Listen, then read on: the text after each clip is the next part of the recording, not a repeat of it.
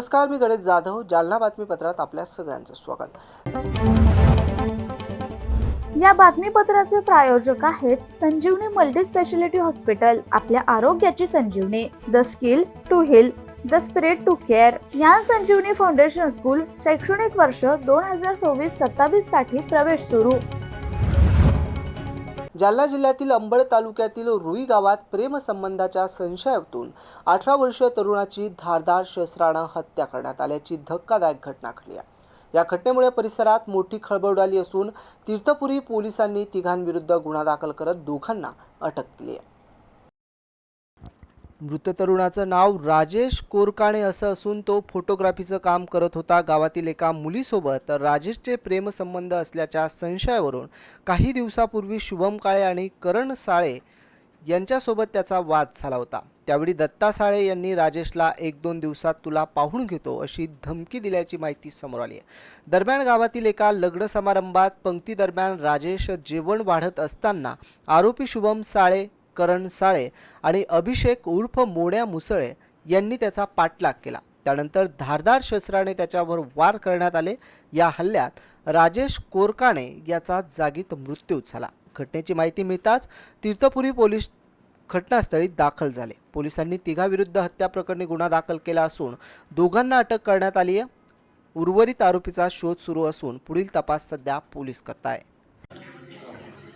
Tirthpuri police station अंतर्गत रुई या गावी राजेश विष्णू कोरकाणे वय 19 वर्ष ह्या युवकाचा खून झाल्याची घटना उघडकीस आलेली आहे. यामध्ये प्रथमदर्शनी आरोपीने मयत हा त्याच्या बहिणीची बदनामी करतो ह्या कारणातून असे कृत्य केल्याचे दिसून येत आहे. सदरचा गुन्हा दाखल करण्याची प्रक्रिया चालू आहे.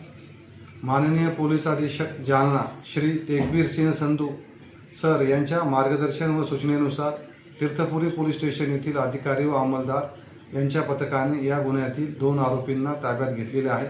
त्यांना अटक करण्याची प्रक्रिया चालू आहे. आजपासून पेट्रोल आणि डिझेलच्या किमतीमध्ये 3 रुपयांनी वाढ झाली आहे. त्यासोबतच CNG देखील 2 रुपयानं महागल्यानं रिक्षा चालक संताप व्यक्त करत आहे. शिवाय सर्वसामान्य नागरिकांना या दरवाढीचा फटका बसतोय. बघूया सविस्तर. आजपासून देशासह महाराष्ट्रातही पेट्रोल डिझेल 3 रुपयांनी महाग झालाय. CNG 2 रुपयांनी महाग आहे. तर एकीकडे पंतप्रधान नरेंद्र मोदी यांच्यासह अनेक नेत्यांनी वाहनांचा कमी वापर करण्याचं आवाहन केलं आहे. मात्र दरवाढीमुळे रिक्षा चालक संतप्त झालेत. अशा प्रकारे पेट्रोल आणि डिझेलच्या किमती वाढल्या तर आम्ही व्यवसाय कसे करायचे असा प्रश्न रिक्षा चालकांनी उपस्थित केला आहे. तर सर्वसामान्य नागरिकांनी सरकारच्या या धोरणावर नाराजी व्यक्त करत नेत्यांनीही आपल्या ताफ्यातील वाहने वापरू नयेत असा सल्लाच देऊन टाकलाय. तर सध्या पेट्रोल आणि डिझेलचा मुबलक पुरवठा असून नागरिकांनी हवं तितकंच इंधन खरेदी करावं असं आवाहन पेट्रोल पंप चालकांनी केलं आहे. MC न्यूजसाठी प्रदीप मुर्मे, जालना. आणि याच्यामध्ये आम्ही रोजचे धंदेपाणी करणारे, रोज कमवून खाणारे लोक, आणि एवढं महाग पेट्रोल असते का? 10 रुपये शीट द्यायलेले आम्हाला. आणि पेट्रोल चाललं 130 रुपये. ऑइलसोबत चाललं 130-135 द्यायला लागले. काय धंदे करणार, काय राहणार, काय खाणार, लेकराला काय ठेवणार, काय आम्ही ठेवणार पैसे? एकीकडे नेते मंडळी म्हणते पायी चाला गाड्या. आता पायी चाला म्हणतात, कोणी म्हणते आता रिक्षा चालू नका, चार्जिंगच्या घ्या. चार्जिंग गाडी झाली 5 लाखात, कुठून घेणार आमचा सामान्य माणूस? त्याच्यानंतर माहिती आहे का, ते म्हणते की सायकल वापरा, नाही तर चार्जिंगची घ्या. चार्जिंगला पैसे का भरायला 1 लाख रुपये आमच्याजवळ. त्याच्यामध्ये असं आहे की आम्ही खावा काय, लेकराला ठेवा काय, शाळा शिकवा काय, ते काही कळायला मार्गच नाही. तेल कमी खा म्हणायला लागले, पेट्रोल कमी वापरा म्हणायला लागले. तेल खाणं बंद करून टाका, साऱ्या भानगडी खाणं सगळं करून टाका. आमचा कार्यक्रम बांधकाम करा. काय नाव आपलं? माझं नाव अशोक बापूराव खराब, कन्यानगर, जालना. पेट्रोल आणि डिझेलचे भाव 3 रुपये 18 पैसे 14 पैसे वाढले. काय वाटतं आपल्याला? सध्या आपल्या देशामध्ये महागाई इतकी वाढलेली आहे. ज्या जीवनावश्यक वस्तू आहेत त्या प्रत्येक गोष्टीचा या सरकारने या ठिकाणी भाव वाढलेले आहेत आणि अत्यंत त्रासदायक आहे. सरकार आपल्या देशाला सध्या त्रासामध्ये घालतं आहे. सर्वसामान्य माणसाला म्हणजे जग फक्त जिवंत आहे एवढंच त्यांनी विकास समजावा असं या देशामध्ये चाललेलं आहे. आणि पेट्रोल डिझेलचे भाव तर वाढलेत, परंतु गॅस झालं, त्याच्यानंतर प्रत्येक वस्तूचे, गाड्याचे, मोटरसायकलचे, प्रत्येक गोष्टीचे भाव वाढले. त्याच्यानंतर आता सोनं खरेदी करू नका, शासन सांगतं सोनं खरेदी करू नका. त्याच्यानंतर शासन म्हणतं तेल खाऊ नका. ज्या जीवनावश्यक वस्तू आहेत, ज्या रोजच्या रोज दैनंदिन गरजा आहे आपल्या, त्या सर्व गोष्टीवर यांनी GST लावून ठेवला अगोदरच. आपल्या खाण्यापिण्याच्या टोटल दही, दूध, तांदूळ, साखर या सर्व गोष्टीवर यांनी GST लावून ठेवलेलं आहे. सर्वसामान्यांचं जगणं या ठिकाणी कठीण झालेलं आहे आणि अत्यंत दयनीय अवस्था आपली सर्वसामान्य माणसाची झालेली आहे. गाड्यांचा वापर कमी करा म्हणते, त्यावर आपलं मत काय? गाड्यांचा वापर कमी करा, बरोबर आहे, परंतु आज गाडी म्हणजे मोटरसायकल आणि मोबाईल या दोन गोष्टी जीवनावश्यक वस्तूमध्ये सध्या मोडल्या जातात. त्याच्याशिवाय कोणतीही गोष्ट होऊ शकत नाही आणि शासनाने याच्यावर उपाय करायला हवे. जास्तीत जास्त तेल आयात करायला हवं. त्याच्याबरोबर ज्या चार्जिंगच्या गाड्या आहेत त्यांच्या किमती कमी करायला हव्यात. त्याच्यामुळं या ठिकाणी गाड्याचा वापर कमी होऊ शकत नाही, कारण की प्रत्येकाला गाड्याची आवश्यकता आहे. प्रत्येकाला कामावरती जावं लागतं, प्रत्येकाला कामं आहेत. गाडीशिवाय कोण आपला म्हणजे देश चालूच शकत नाही. मोटरसायकल आणि मोबाईलशिवाय ह्या जीवनावश्यक वस्तू आहेत. त्याच्यामुळं गाड्यांचा वापर तर लोक कमी करू शकत नाही. शासनाने त्याच्यावर काहीतरी उपाय करायला पाहिजे. काय नाव आपलं? माझं नाव वैभव वानखेडे. भाव वाढत आहेत. सर्वसामान्यांना हा परवडणारा विषय आहे. सर्वसामान्यांनी काय करायचं की आज आपण बघतो की सर्वत्र महागाईचा भस्मासूर चालू आहे, तर सर्व लोकांना ही परवडणारी बाब नाही आहे. दिवसेंदिवस पेट्रोल जर भाव असे वाढत गेले तर सर्वसामान्यांनी फिरायचं का नाही, हा एक गंभीर प्रश्न निर्माण झालेला आहे सर्वसामान्यांचा. कारण आज आपण बघतो की सर्वत्र जे श्रीमंत लोक आहेत ते पाहत होत की त्यांना त्यांच्या मागे गाडीचे ताफे आहेत आणि भरपूर प्रमाणात पेट्रोलचं ते वाया घालतात. आणि काही नेते मंडळी म्हणतात की गाड्याचा वापर कमी करा, यावर काय मत आहे? तर त्यांना मी सांगू इच्छितो की त्यांनीसुद्धा आपल्या गाड्याचा वापर कमी करायला पाहिजे आणि सर्वसामान्यांचा विचार करून सर्वसामान्यांच्या खिशाला झळ पोहोचणार नाही याचीसुद्धा त्यांनी दक्षता घ्यायला पाहिजे. पेट्रोलचे भाव न वाढता. काय नाव आपलं? तुकाराम कराळे. आज की डेट में जो है मेरे पंप लक्ष्मीचंद बेचरदास के ऊपर पेट्रोल के रेट जो है 3 रुपये 14 पैसे से बढ़े हैं और डीजल के रेट 3 रुपये 11 पैसे से बढ़े हैं. ये जो अभी पेट्रोल और डीजल का कभी शॉर्टेज आ रहा है, क्यों वजह से आ रहा? पेट्रोल और डीजल का एज सच कोई भी शॉर्टेज नहीं है. हमारी मांगनी के अनुसार कंपनी माल दे रही है, लेकिन इसके अंदर जो है कस्टमर के विनम्र निवेदन है कि भाई आपने पैनिक होके बाई नहीं करना. आप जो रेगुलर बाय कर रहे वही प्रोडक्ट बाय करो. जो है उसके अंदर आपको प्रोडक्ट हर पंप पे मिलते रहेगा. जो नेता मंडली अभी कुछ बोल रही कि गाड़ी का वापर कम करो, इसके बारे में क्या कहना? हम पहले से ही भारत देश जो है 80-85% जो है माल इंपोर्ट करता है. पेट्रोल डीजल ये सारा जो है, तो हमेशा ही हमको इसका पेमेंट जो है परकीय चलन में करना है. तो वो राष्ट्रीय हित को ध्यान में रखते हुए जो है ये बोले गया है कि भाई इसका वापर जो है कम करो, ताकि हमारा जो फॉरेन रिज़र्व है वो कम ना हो और हमको इंपोर्ट में डॉलर का पेमेंट जो है कम करना पड़े. ये हिसाब से बोले गया है. जहाँ आपका ज़रूरी है, आपका एकदम क्रिटिकल काम है, उसके अंदर कहीं आपको कपात और ये करने की ज़रूरत नहीं है. आप आपका रूटीन ये कर सकते हो. जो है कारपूल की कंसेप्ट, उसको आप ध्यान में रखो कि एक आदमी एक कार में बैठ के जा रहा है और तेल जला रहा है. उसकी जगह जो है उनका बोलना ये है कि भाई आप 4 आदमी जो है एक कार का इस्तेमाल करो, ताकि चारों लोग अपनी जगह पे पहुंच जाए और तेल का वापर कम हो. बोलने का मतलब सिर्फ उतना ही था उसके अंदर जो है. क्या नाम सर आपका? मेरा नाम जितेश भायानी. पंप का नाम लक्ष्मीचंद बेचरदास. BPCL का पेट्रोल पंप है, देवलगाव राजा रोड पे है. जालना शहर वाहतूक शाखेकडून कर्णकर्कश आवाज करणाऱ्या सायलेन्सर विरुद्ध मोठी कारवाई करण्यात आली आहे. वाहतूक शाखेने जप्त केलेल्या तब्बल 102 मॉडिफाईड सायलेन्सरवर आज बुलडोझर चालवत त्यांचा नाश करण्यात आला आहे. जालना शहर वाहतूक शाखेकडून कर्णकर्कश आवाज करणाऱ्या सायलेन्सर विरोधात मोठी कारवाई करण्यात आली आहे. वाहतूक शाखेने जप्त केलेल्या तब्बल 102 मॉडिफाईड सायलेन्सरवर आज बुलडोझर चालवत त्यांचा नाश करण्यात आला. शहरातील वाढत्या ध्वनी प्रदूषणाचा त्रास लक्षात घेता ही कारवाई करण्यात आली. वाहनांमध्ये कर्णकर्कश आवाज करणारे सायलेन्सर बसवून नागरिकांना त्रास देणाऱ्यांविरोधात यापुढेही कठोर कारवाई सुरूच राहणार असल्याचा इशारा पोलीस प्रशासनाने दिलाय. नागरिकांनी आपल्या वाहनांमध्ये अशा प्रकारचे बेकायदेशीर सायलेन्सर बसवू नयेत असं आवाहन DYSP अनंत कुलकर्णी यांनी केलंय. यावेळी शहर वाहतूक पोलीस निरीक्षक सुरेश उनवणे आणि इतर शहर वाहतूक पोलीस कर्मचाऱ्यांची उपस्थिती होती. आवाज करणारे सायलेन्सर होते ते आपण जप्त केलेले होते ना. आज त्यावर बुलडोझर आपण चालवलेला आहे. नेमकी कधीचे सायलेन्सर, कधीपासूनची कारवाई होती आणि किती सायलेन्सर बुलडोझर आपण चालवलं? मागच्या 2 वर्षामध्ये आपण वाहतूक शाखेतर्फे विशेष मोहिमा पूर्ण शहरामध्ये आयोजित करण्यात केलेल्या होत्या. त्यामध्ये हे कर्णकर्कश आवाज करणारे आणि मॉडिफाईड करणारे जे मोटर वाहन नियमाचं भंग करून लावलेले सायलेन्सर आहेत हे आपण जप्त केलेले होते. साधारणपणे 102 सायलेन्सर आपण जमा केलेले होते आपल्याकडे मागच्या 2 वर्षामध्ये. ते आज आपण बुलडोझर चालवून नष्ट केलेले आहेत आणि आता त्याचं आम्ही स्क्रॅपमध्ये काढून टाकणार आहोत ते. आणि पुन्हा या ठिकाणी आम्ही नागरिकांना आवाहन करतो की अशा मॉडिफाईड आणि कर्णकर्कश हॉर्न किंवा सायलेन्सर आपण बसवू नयेत. ही मोहीम आमची पुन्हा चालूच राहणार आहे आणि आम्ही त्या जप्तीची कारवाई यापुढेही करणारच आहोत. वाहतूक शाखेकडनं दररोज नाकाबंदी होती सर, त्यामुळे काही फरक जाणवताना दिसतो शहरामध्ये.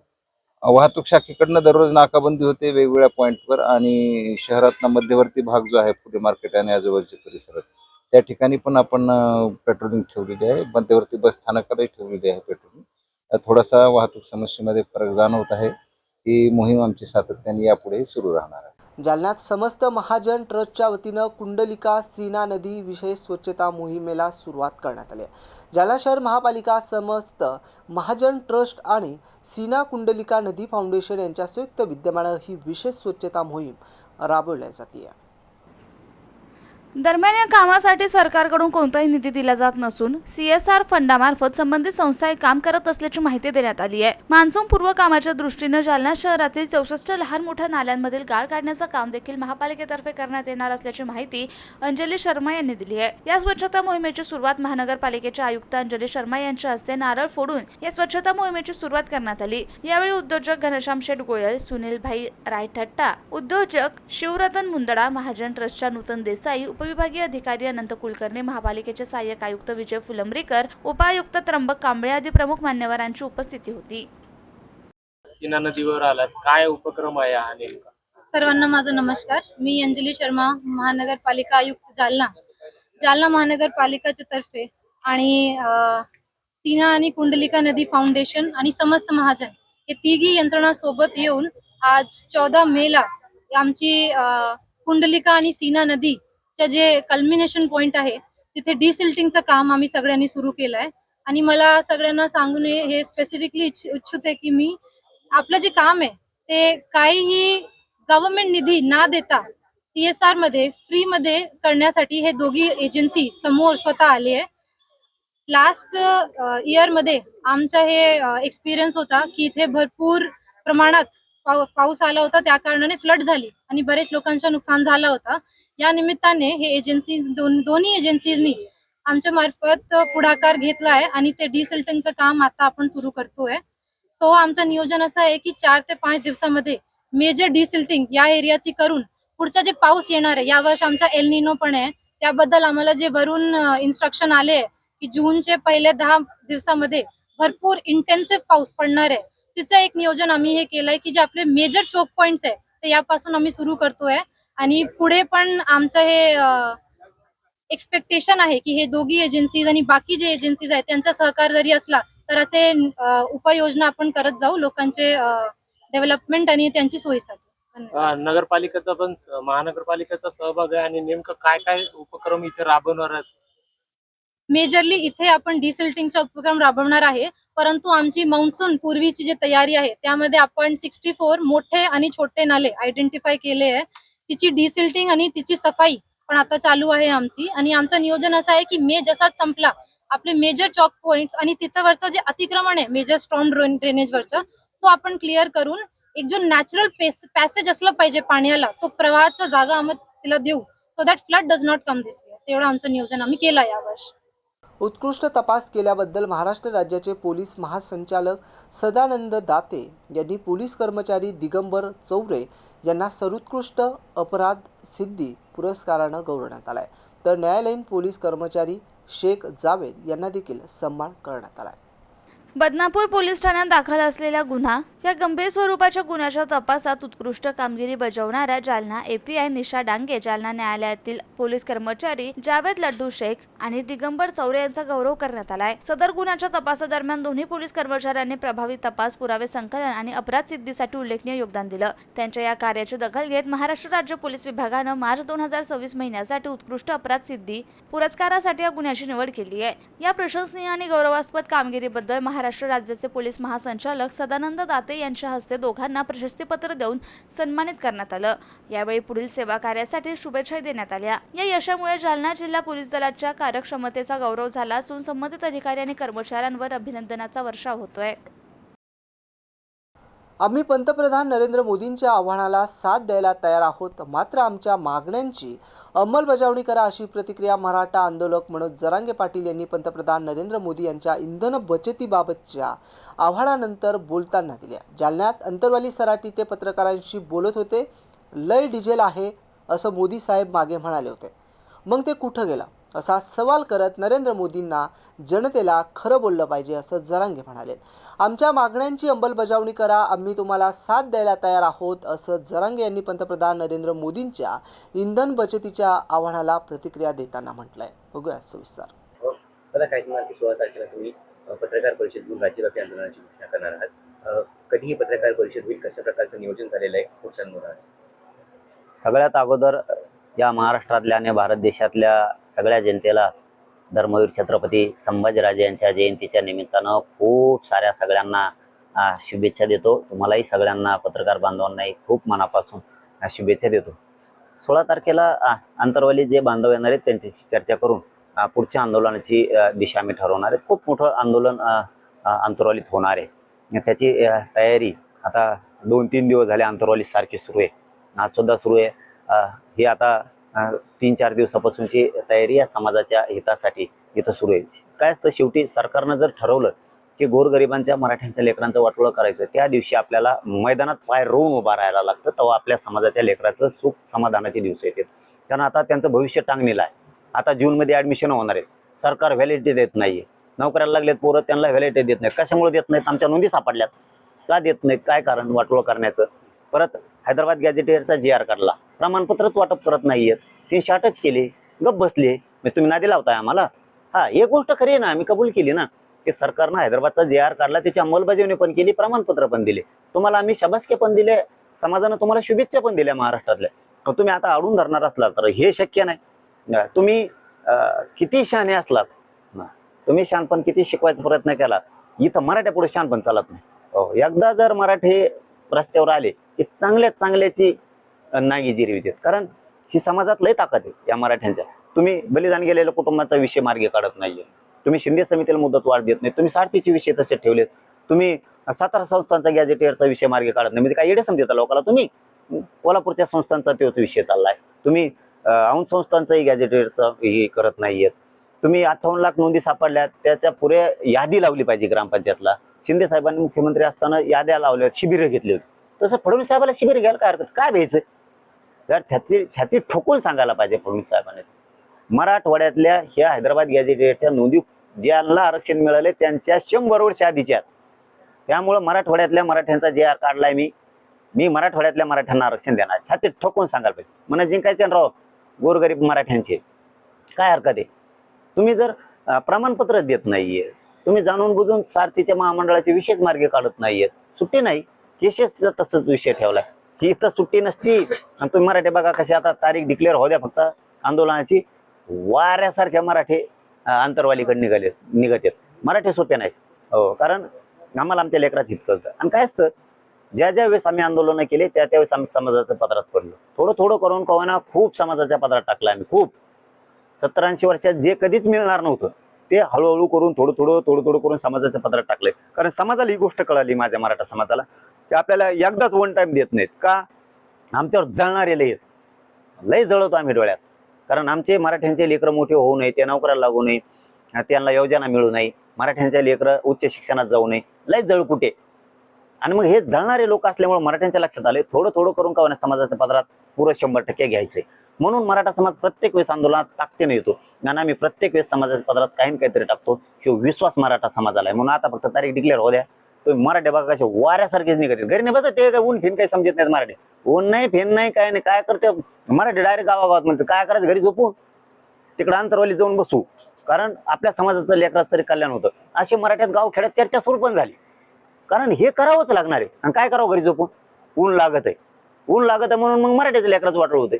ऊन फान काही करीत नाही, मुसळधार पाऊस काही करत नाही, अख्ख्या मराठी तुटून निघत आहेत। बरं, हे आंदोलन कोणत्या ठिकाणी होणार आहे आणि कशा प्रकारचं आंदोलन स्वरूप असेल? कारण यापूर्वी तुम्ही एकदा सामुदायिक पद्धतीने आंदोलन केलं होतं, उपोषण केलं होतं. मग हे आंदोलन स्वतः करणार आहात का पुन्हा समाजात सहभागी असेल? नाही, मी तर शक्यतो सगळ्यांना करू देणार नाही, कारण त्यांचे लय हाल होते. ते नुसते अंतरवलीत येऊन बी बसले तरी सरकारला घाम फुटत, नुसते येऊन बी बसले तरी खूप झालं. आणि आपल्याला असंच करून मिळवावं लागणार आहे. 70-80 वर्षात जे मिळालं नाही ते थोडं थोडं करूनच आपल्याला समाजाच्या पदरात टाकावं लागणार आहे. आपण हळूहळू करून हैदराबादचा JR घेतलाय, आता प्रमाणपत्र घ्यायचे. हे आपल्याला वारंवार लढावं लागणार आहे, संघर्ष करावंच लागणार आहे सारखं. आणि मैदानात एकदा पायावरून उभं राहिलं ते आम्ही घेतोच, सोडतच नाहीत. आणि मराठ्याला पक्का माहिती, म्हणून मराठी सुद्धा प्रत्येक आंदोलनात फुल ताकदीने येते. आणि तुम्ही आता बघा, नुसती तारीख डिक्लेअर होऊन द्या, असे वाऱ्यासारखे मराठी निघणार आहेत आणि खूप मोठं आंदोलन होणार आहे. आणि ती वेळ आमच्यावर येऊ देऊ नये सरकारनं. याबरोबरचे बातमीपत्र संपलं. पुन्हा भेटूया बातमीपत्राच्या पुढील भागात. तोपर्यंत पाहत राहा MCN न्यूज. नमस्कार.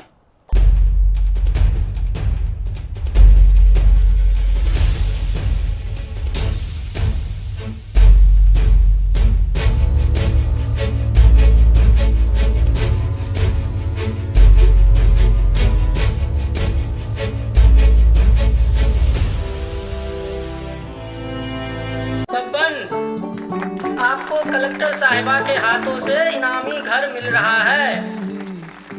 आपका घर बहुत सुंदर होगा ना? अरे नहीं बेटा, हम तो बहुत छोटे आदमी हैं। चाचू डोंट वरी, मैं बड़ी होकर आपके लिए और सबके लिए मजबूत और सुंदर घर बना के दूंगी। कालिका सरिया लाना मत भूलना। कालिका TMT सरिया कंक्रीट से करे मजबूत जोड़ और भूकंप, संग, आग से लड़कर घर को दे दीर्घायु। कालिका सरिया मैं भूली नहीं। बेटिया आप कलेक्टर। कालिका TMT, फैसला जो मजबूत हो। संजीवनी मल्टी स्पेशालिटी हॉस्पिटल, ऋषी पार्क, अंबर चौफुली, जालना।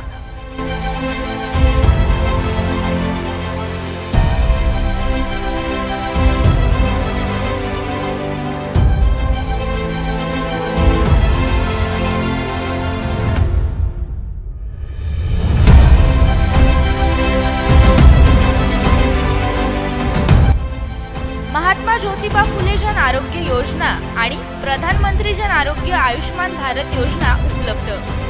मेडिसिन विभाग, बालरोग विभाग, स्त्रीरोग विभाग, अस्थिरोग विभाग, सर्जरी विभाग, नाक कान घसा विभाग आणि पॅथॉलॉजी विभागात काम करणारी तज्ञ डॉक्टरांची टीम. उपलब्ध सुविधा ICU, NICU, जालना शहरातील अद्ययावत Ultima of 100 with stent boost cath lab. Modular operation theatre, dialysis विभाग, cardiac care unit, CCU, angiography सुविधा, एंजिओप्लास्टी सुविधा, 24 तास अत्यावश्यक सेवा आणि कार्डियक ॲम्ब्युलन्स उपलब्ध. महाराष्ट्र पोलीस कुटुंब आरोग्य योजनेसह सर्व आरोग्य विमा कंपन्यांचे कॅशलेस उपचार. संजीवनी मल्टी स्पेशालिटी हॉस्पिटल, आपल्या आरोग्याची संजीवनी.